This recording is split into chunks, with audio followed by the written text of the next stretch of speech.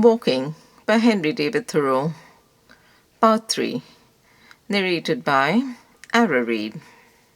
My spirits infallibly rise in proportion to the outward dreariness. Give me the ocean, the desert, or the wilderness. In the desert, pure air and solitude compensate for want of moisture and fertility. The traveller Burton says of it, "Your morale improves. You become frank and cordial, hospitable and single-minded." In the desert, spirituous liquors excite only disgust. There is a keen enjoyment in a mere animal existence.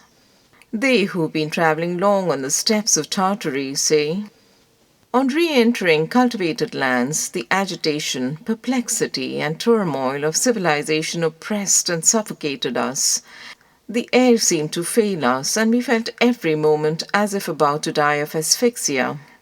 When I would recreate myself, I seek the darkest wood, the thickest and most interminable, and to the citizen most dismal swamp. I enter a swamp as a sacred place, a sanctum sanctorum. There is the strength, the marrow of nature. The wildwood covers the virgin mould, and the same soil is good for men and for trees. A man's health requires as many acres of meadow to his prospect as his farm does loads of muck. There are the strong meats on which he feeds. A town is saved not more by the righteous men in it than by the woods and swamps that surround it. A township where one primitive forest waves above while another primitive forest rots below. Such a town is fitted to raise not only corn and potatoes, but poets and philosophers for the coming ages. In such a soil grew Homer and Confucius and the rest, and out of such a wilderness comes the reformer, eating locusts and wild honey. To preserve wild animals implies generally the creation of a forest for them to dwell in or resort to. So it is with man. 100 years ago they sold bark in our streets peeled from our own foods. In the very aspect of those primitive and rugged trees there was, methinks, a tanning principle which hardened and consolidated the fibres of men's thoughts. Already I shudder for these comparatively degenerate days of my native village, when you cannot collect a load of bark of good thickness, and we no longer produce tar and turpentine. The civilized nations, Greece, Rome, England, have been sustained by the primitive forests which anciently rotted where they stand. They survive as long as the soil is not exhausted. Alas for human culture! Little is to be expected of a nation when the vegetable mould is exhausted and it is compelled to make manure of the bones of its fathers. There the poet sustains himself merely by his own superfluous fat, and the philosopher comes down on his marrow bones. It is said to be the task of the American to work the virgin soil, and that agriculture here already assumes proportions unknown everywhere else. I think that the farmer displaces the Indian even because he redeems the meadow, and so makes himself stronger, in some respects more natural. I was surveying for a man the other day a single straight line, 132 rods long, through a swamp at whose entrance might have been written the words which Dante read over the entrance to the infernal regions. Leave all hope, ye that enter. That is, of ever getting out again. Where at one time I saw my employer actually up to his neck and swimming for his life in his property, though it was still winter. He had another similar swamp which I could not survey at all because it was completely under water, and nevertheless with regard to a third swamp which I did survey from a distance, he remarked to me, true to his instincts, that he would not part with it for any consideration on account of the mud which it contained, and that man intends to put a girdling ditch round the whole in the course of 40 months and so redeem it by the magic of his spade.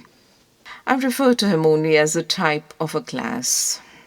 The weapons with which we have gained our most important victories, which should be handed down as heirlooms from father to son, are not the sword and the lance, but the bushwhack, the turf cutter, the spade, and the bog hoe, rusted with the blood of many a meadow, and begrimed with the dust of many a hard-fought field.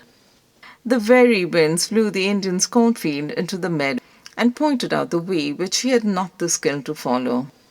He had no better implement with which to entrench himself in the land than a clamshell, but the farmer is armed with plough and spade. In literature, it is only the wild that attracts us. Dullness is but another name for tameness.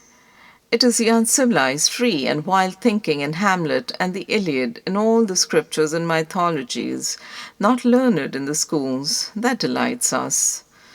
As the wild duck is more swift and beautiful than the tame, so is the wild the mallard thought, which, mid falling dews, wings its way above the fens. A truly good book is something as natural and as unexpectedly and unaccountably fair and perfect as a wildflower discovered on the prairies of the West or in the jungles of the East. Genius is a light which makes the darkness visible, like the lightning's flash, which perchance shatters the temple of knowledge itself, and not a taper lighted at the hearthstone of the race, which pales before the light of the common day. English literature from the days of the minstrels and the lake poets, Chaucer and Spenser and Milton, and even Shakespeare included, breathes no quite fresh and in the sense wild strain. It is an essentially tame and civilized literature reflecting Greece and Rome. Her wilderness is a greenwood, her wild man a Robin Hood. There is plenty of genial love of nature, but not so much of nature herself. Her chronicles inform us when her wild animals, but not when the wild man in her, became extinct. The science of Humboldt is one thing, poetry is another. The poet today, notwithstanding all the discoveries of science and the accumulated learning of mankind, enjoys no advantage over Homer. Where is the literature which gives expression to nature? He would be a poet who could impress the winds and streams into his service to speak to him, who nailed words to their primitive senses as farmers drive down stakes in the spring, which the frost has heaved, who derived his words as often as he used them, transplanted them to his page with earth adhering to their roots, whose words were so true and fresh and natural that they would appear to expand like the buds at the approach of spring, though they lay half smothered between two musty leaves in a library. Aye, to bloom and bear fruit there, after their kind, annually, for the faithful reader in sympathy with surrounding nature. I do not know of any poetry to quote which adequately expresses this yearning for the wild. Approach from this side, the best poetry is tame. I do not know where to find in any literature, ancient or modern, any account which contents me of that nature with which I am acquainted. You will perceive that I demand something which no Augustan nor Elizabethan age, which no culture in short can give. Mythology comes nearer to it than anything. How much more fertile a nature, at least, has Grecian mythology its roots in than English literature? Mythology is the crop which the old world bore before its soil was exhausted, before the fancy and imagination were affected with blight, and which it still bears, wherever its pristine vigour is unabated. All other literatures endure only as the elms which overshadow our houses. But this is like the great dragon tree of the Western Isles, as old as mankind, and, whether that does or not, will endure as long. For the decay of other literatures makes the soil in which it thrives. The West is preparing to add its fables to those of the East.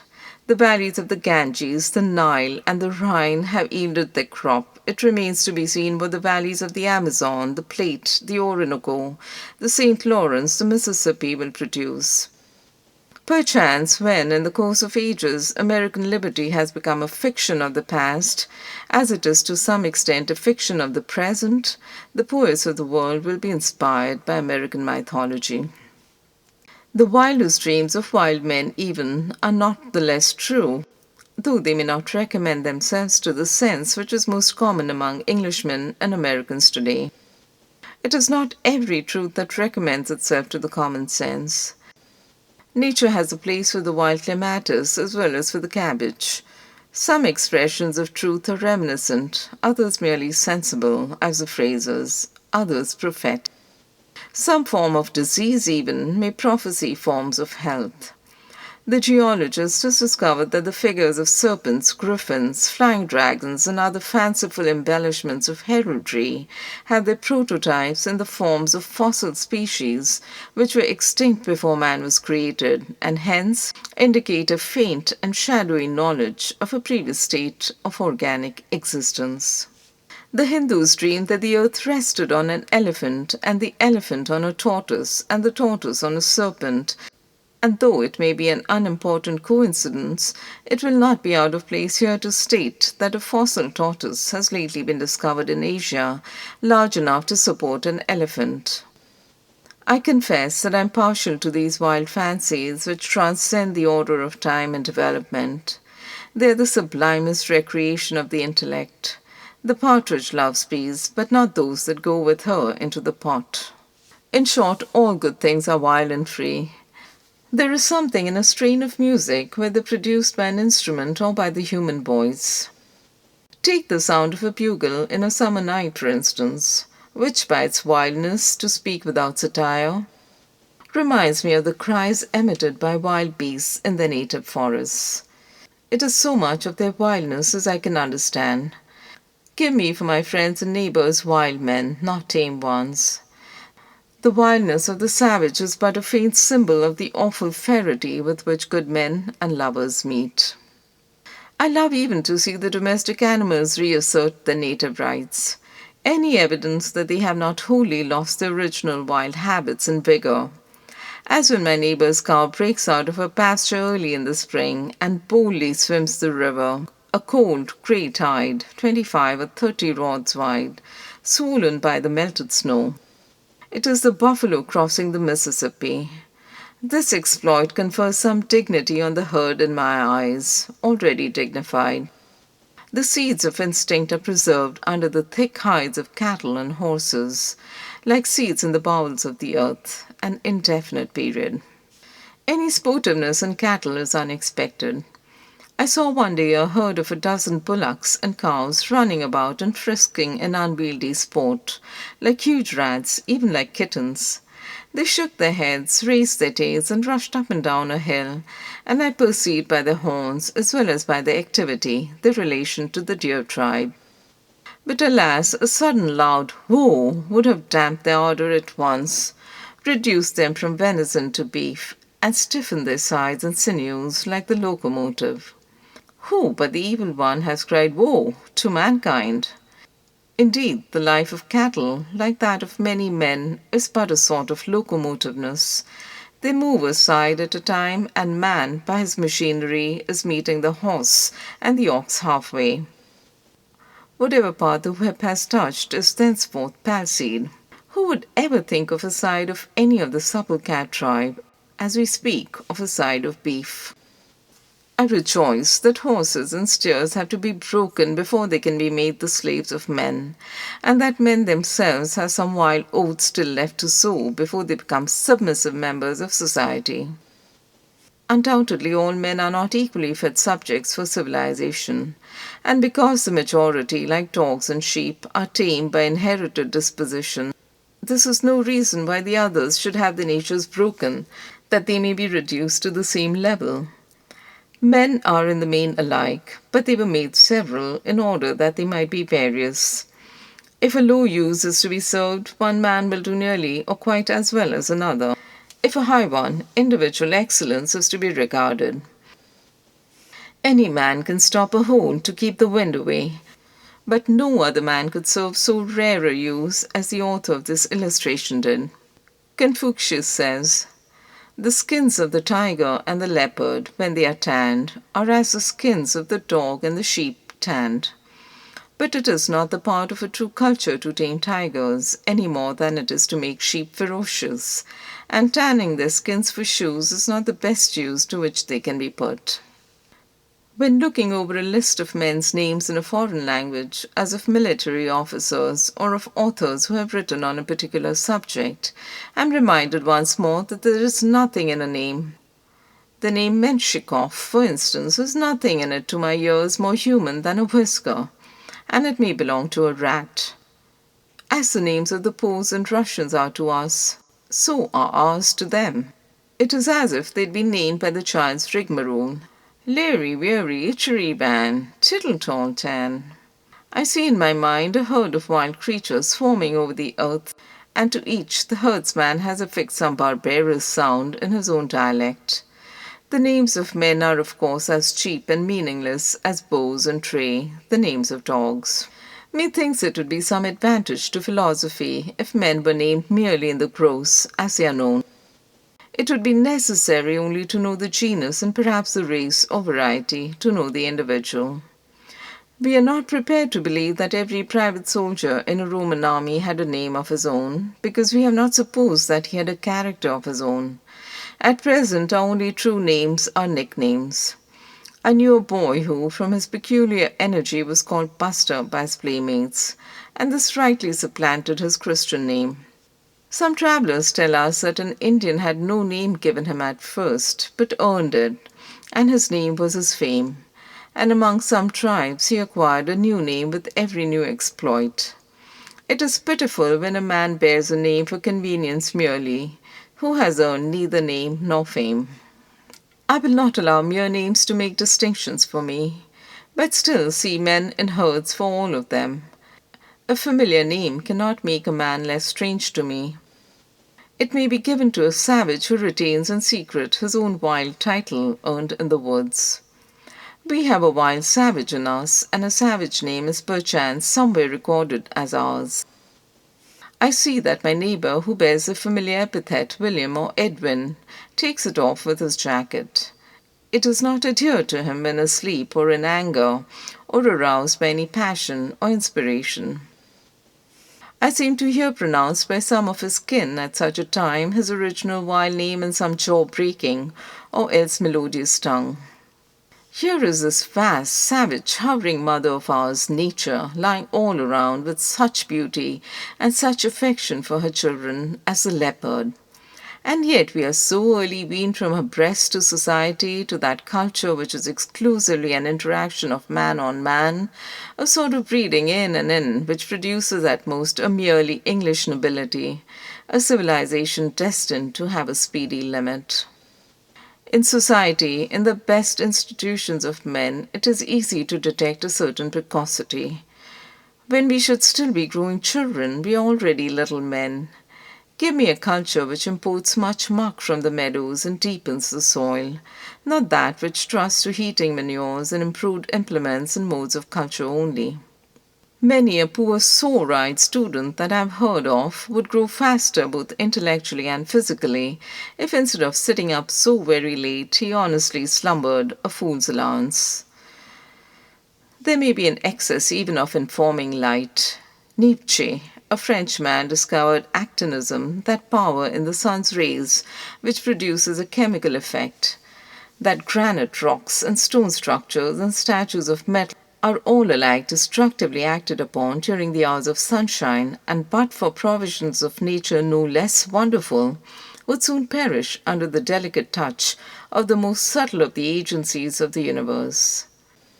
But he observed that those bodies which underwent this change during the daylight possessed the power of restoring themselves to their original conditions during the hours of night, when this excitement was no longer influencing them. Hence it has been inferred that the hours of darkness are as necessary to the inorganic creation as we know night and sleep are to the organic kingdom. Not even does the moon shine every night, but gives place to darkness. I would not have every man or every part of a man cultivated any more than I would have every acre of earth cultivated. Part will be tillage, but the greater part will be meadow and forest, not only serving an immediate use, but preparing a mould against a distant future by the annual decay of the vegetation which it supports. There are other letters for the child to learn than those which Cadmus invented. The Spaniards have a good term to express this wild and dusky knowledge, grammatica parda, tawny grammar, a kind of mother wit derived from that same leopard to which I have referred. We have heard of a society for the diffusion of useful knowledge. It is said that knowledge is power, and the like. Methinks there is equal need of a society for the diffusion of useful ignorance, what we will call beautiful knowledge, a knowledge useful in a higher sense. For what is most of our boasted so-called knowledge but a conceit that we know something, which robs us of the advantage of our actual ignorance? What we call knowledge is often our positive ignorance, ignorance a negative knowledge. By long years of patient industry and reading of the newspapers, for what are the libraries of science but files of newspapers? A man accumulates a myriad facts, lays them up in his memory, and then, when in some spring of his life he saunters abroad into the great fields of thought, he, as it were, goes to grass like a horse, and leaves all his harness behind in the stable. I would say to the Society for the Diffusion of Useful Knowledge sometimes, go to grass. You have eaten hay long enough. The spring has come with its green crop. The very cows are driven to their country pastures before the end of May. Though I have heard of one unnatural farmer who kept his cow in the barn and fed her on hay all the year round. So frequently the Society for the Diffusion of Useful Knowledge treats its cattle. A man's ignorance sometimes is not only useful, but beautiful, while his knowledge, so-called, is oftentimes worse than useless, besides being ugly. Which is the best man to deal with, he who knows nothing about a subject, and what is extremely rare, knows that he knows nothing, or he who really knows something about it, but thinks that he knows all?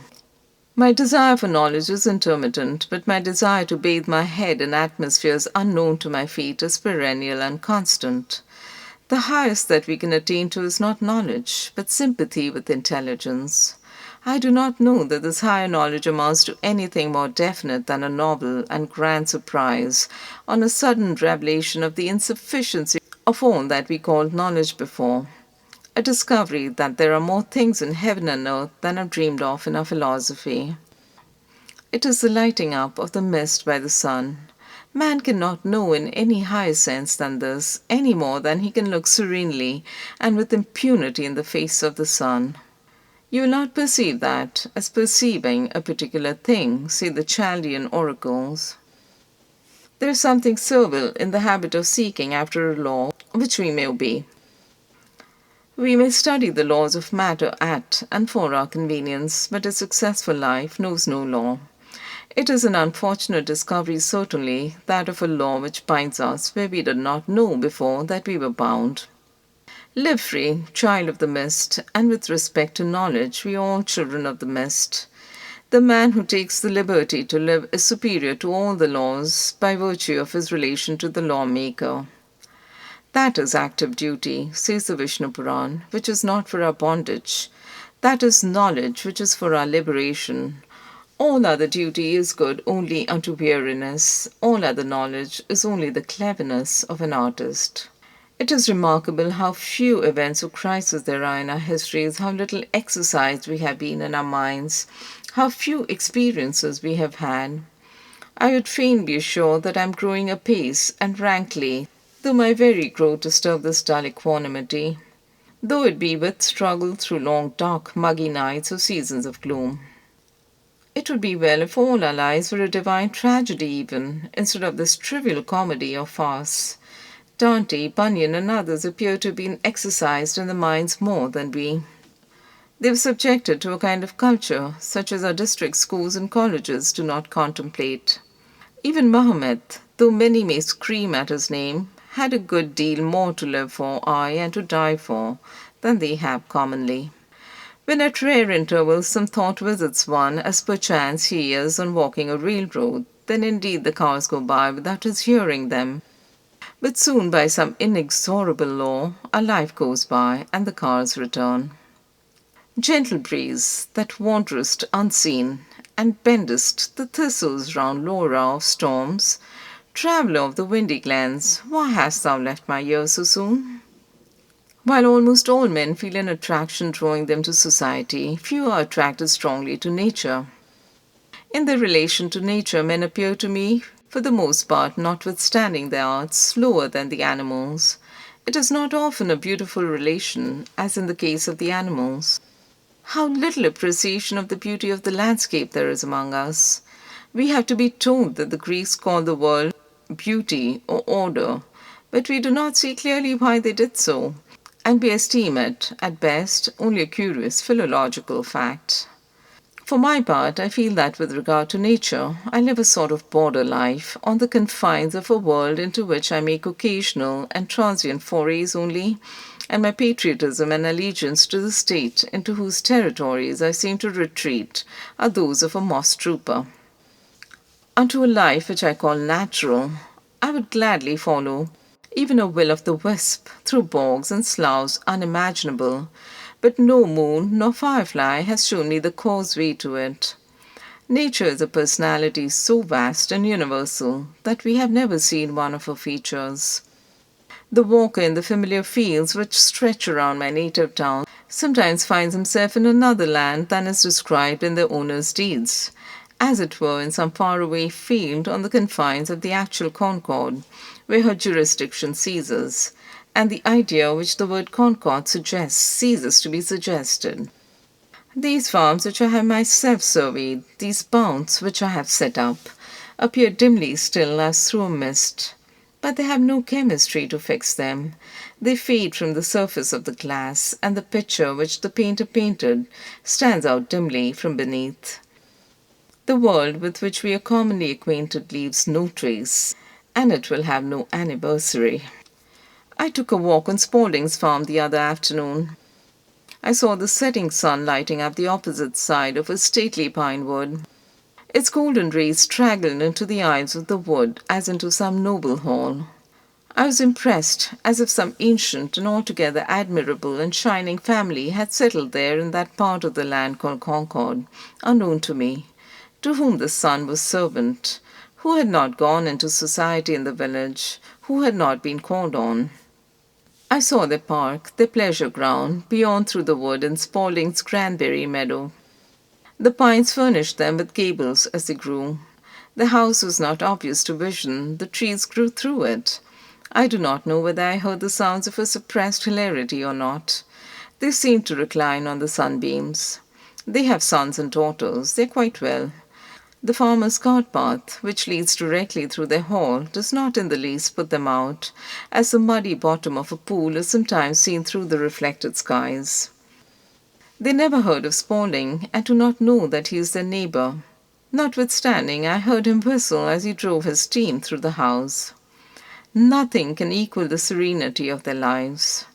Their coat of arms is simply a lichen. I saw it painted on the pines and oaks. Their attics were in the tops of the trees. They are of no politics. There was no noise of labor. I did not perceive that they were weaving or spinning.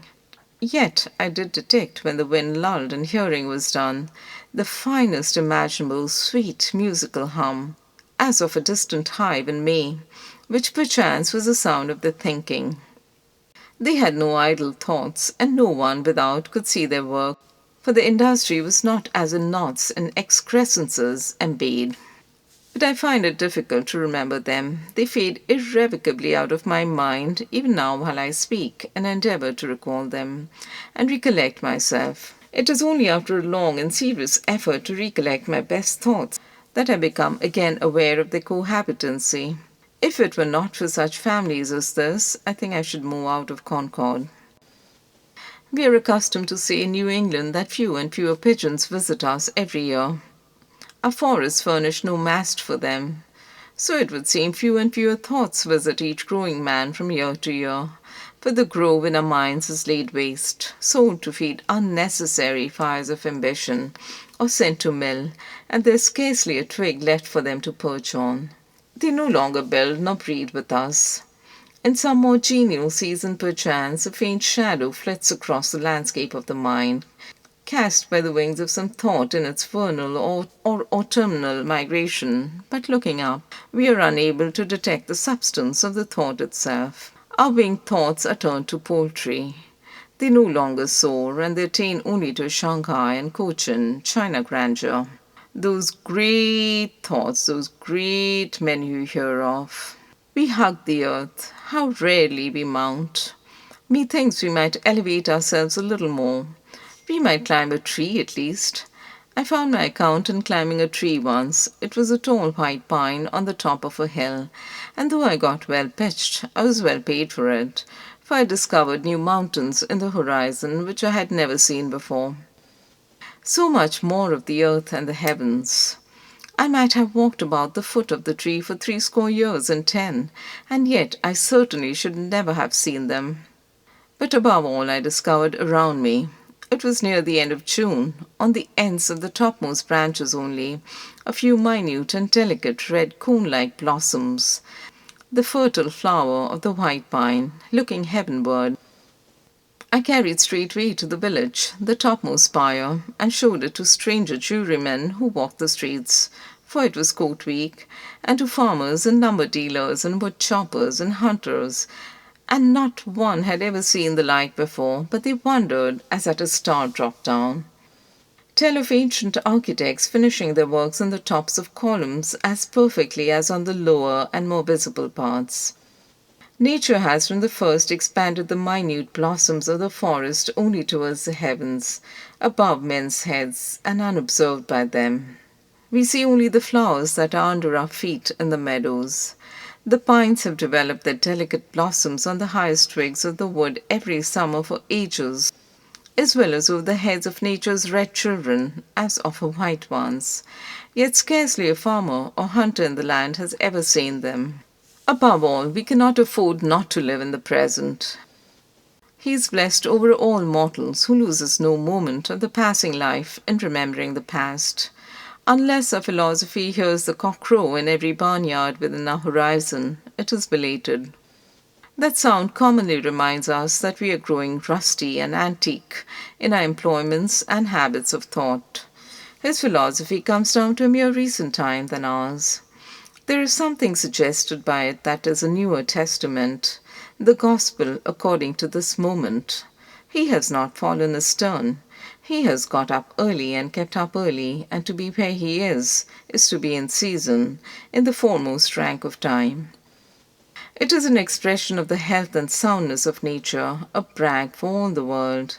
Healthiness, as if a spring burst forth, a new fountain of the muses, to celebrate this last instant of time. Where he lives, no fugitive slave laws are passed. Who has not betrayed his master many times since last he heard the note? The merit of this bird's strain is in its freedom from all plaintiveness. The singer can easily move us to tears or to laughter. But where is he who can excite in us a pure morning joy? When in doleful dumps, breaking the awful stillness of our wooden sidewalk on a Sunday, or perchance a watcher in the house of mourning, I hear a cockerel crow far or near, I think to myself, there is one of us well, at any rate, and with a sudden gush return to my senses. We had a remarkable sunset one day last November. I was walking in a meadow, the source of a small brook, when the sun at last, just before setting, after a cold grey day, reached a clear stratum in the horizon, and the softest, brightest morning sunlight fell on the dry grass, and on the stems of the trees in the opposite horizon, and on the leaves of the shrub oaks on the hillside, while our shadows stretched long over the meadow eastward, as if we were the only motes in its beams. It was such a light as we could not have imagined a moment before, and the air also was so warm and serene that nothing was wanting to make a paradise of that meadow. When we reflected that this was not a solitary phenomenon never to happen again, but that it would happen for ever, an infinite number of evenings, and cheer and reassure the latest child that walked there, it was more glorious still. The sun sets on some retired meadow, where no house is visible, with all the glory and splendor that it lavishes on cities, and perchance, as it has never set before, where there is but a solitary marsh hawk to have his wings gilded by it, or only a musquash looks out from his cabin, and there is some little black-veined brook in the midst of the marsh, just beginning to meander, winding slowly round a decaying stump. We walked in so pure and bright a light, gilding the withered grass and leaves so softly and serenely bright, I thought I had never bathed in such a golden flood. without a ripple or a murmur to it. The west side of every wood and rising ground gleamed like the boundary of Elysium, and the sun on our back seemed like a gentle herdsman driving us home at evening. So we sauntered toward the Holy Land, till one day the sun shall shine more brightly than ever he has done, shall perchance shine into our minds and hearts, and light up our whole lives with a great awakening light, as warm and serene and golden as on a bankside in autumn.